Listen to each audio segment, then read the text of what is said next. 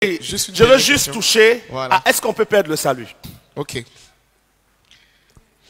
Un enfant dans la maison de son père, ce que je vais dire va choquer quelqu'un. Un enfant dans la maison de son père ne pêche pas. Un enfant dans la maison de son père peut désobéir, mais pas pécher. Parce que la filiation n'établit pas des lois, mais établit une relation. Prenons mon cas. Chez moi, il y a mon petit qui s'appelle Willy. Si je dis à Willy de ne pas faire certaines choses, qu'il enfreint, il n'a pas péché contre moi, il m'a désobéi.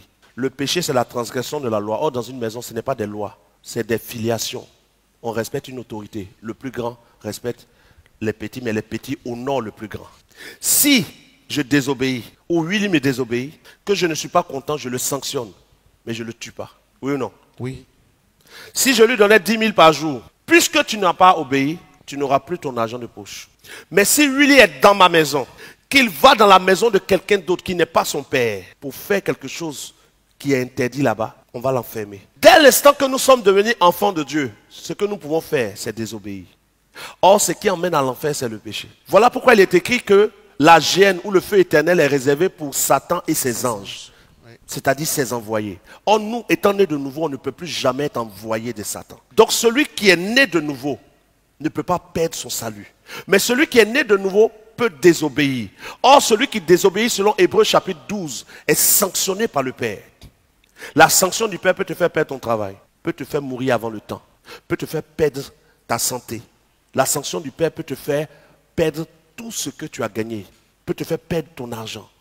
Le Père peut te faire humilier, peut créer des circonstances pour que ton humiliation t'emmène à la repentance. Voilà pourquoi on a l'histoire du fils prodigue. Le fils prodigue était déjà fils ou était-il serviteur? Il était fils. C'est son papa. Il dit il veut son héritage. On lui a donné les parties. Il a tout gaspillé. Il dit je retournerai où? Chez mon père. Dans la maison de mon père. Ouais. Quand il revient, on le chasse? Non. On l'habille, on le lave. Le fils prodigue courait ou marchait? Il marchait. Le père courait ou marchait? Il courait. Le père court, le fils marche. L'amour court, la culpabilité marche. Dieu a tant aimé le monde que quand nous devenons ses fils, même quand nous péchons, il court vers nous. Voilà pourquoi il dit, si nous sommes infidèles, lui, il demeure fidèle. L'infidélité, c'est quoi? C'est désobéir à quelque chose qu'on t'a dit de ne pas faire. Mais même quand on désobéit, lui il reste fidèle car il ne peut se régner lui-même. Parce que nous ne sommes pas devenus des gens de la maison de Dieu. Simplement, nous sommes devenus des membres de son corps. Comment coupes-tu une partie de ton corps? On ne perd pas le salut. Mais si nous désobéissons volontairement, nous allons vivre des choses que nous ne devions pas vivre sur terre et souffrir là où nous ne devions pas souffrir. La filiation, c'est quoi? Même quand ton enfant a volé ton argent dans ton sac, tu ne l'envoies pas à la maca. Tu ne portes pas plainte contre lui à la prison. Tu n'attends pas son procès pour témoigner contre lui. Pourquoi? Il est ton sang. Nous sommes nés de Dieu. Il n'y a plus de condamnation pour ceux qui sont En Jésus. S'il n'y a plus de condamnation, qui ira à l'enfer? Ceux qui ne sont pas en lui.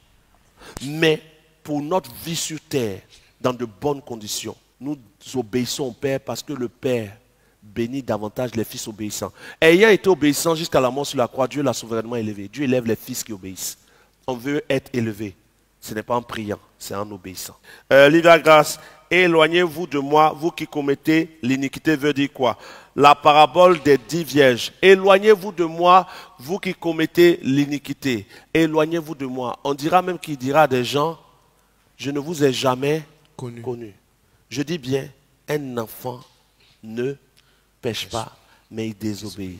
Ceux à qui Dieu dira, éloignez-vous de moi, ne sont pas ses fils. C'est tellement clair dans le test. Lisons le test pour faire du bien. Je voulais arrêter, mais pour la sœur Livia Grace, quelqu'un peut lire le test où il dit éloignez-vous de moi, vous qui commettez l'iniquité. Matthieu 7, 22. Oui. Plusieurs me diront en ce jour-là, Seigneur, Seigneur, n'avons-nous pas Des prophétisé? fils me diront ce jour-là, ou plusieurs.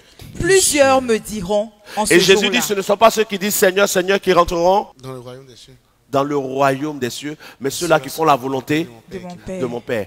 Et la volonté de mon Père, c'est que je les ressuscite. Quelle est la volonté de son Père? Qu'on soit repentant, qu'on soit baptisé, qu'on reçoive le Saint-Esprit. Tous ceux qui sont repentis, qui ont été baptisés, qui ont reçu le Saint-Esprit sont fils de Dieu. Car tous ceux qui sont conduits par l'Esprit de Dieu sont fils de Dieu. Tout fils de Dieu est devenu membre de la famille de Dieu, membre du corps de Christ. Et donc dans la maison de Dieu ne pêche pas mais peut désobéir. C'est de ça que je parle. Sinon, ce texte ne parle pas que des fils de Dieu. Lis le texte. Plusieurs me diront en ce jour-là, Seigneur, Seigneur, n'avons-nous pas prophétisé par ton nom? N'avons-nous pas chassé des démons par ton nom? Et n'avons-nous pas fait beaucoup de miracles par ton nom? Oui. Alors je leur dirai ouvertement, Arrière. je ne vous ai jamais connu, retirez-vous de moi, Qu'est-ce qu'il dit avant de dire retirez-vous?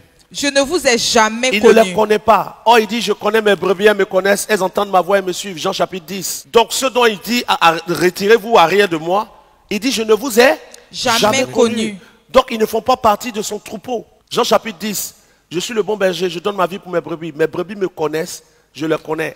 Elles connaissent ma voix, elles ne suivront point un mercenaire. Ici, il dit, je ne vous ai jamais connu, pourtant ils connaissent ses brebis. Donc, ceux à qui il dit, arrière de moi, ne sont pas ses brebis. Ensuite, la parabole des 10 vierges. Elles étaient 10. 5 sages, 5 folles. Que représentent les sages? Les sages représentent celles qui ont la lampe et qui ont l'huile. Les folles représentent celles qui ont la lampe sans l'huile. La lampe de chacune était allumée, mais la lampe de certaines se sont éteintes. Et il est écrit ceci.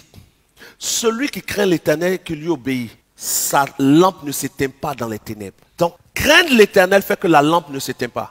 Donc les vierges sages craignaient l'Éternel. Les vierges folles allaient à l'église. On a beaucoup de vierges folles dans nos assemblées qui viennent juste montrer un nouveau vêtement. Elle a une nouvelle chaussure, elle vient à l'église. Il arrive, il agite les clés parce qu'il a une nouvelle voiture. Il remet son habit parce qu'il a mis un nouveau parfum. On dit on va adorer le Père. Il ne peut pas se mettre à genoux, ça va salir ses genoux. Les vierges folles. Mais les vierges sages qui craignent l'Éternel.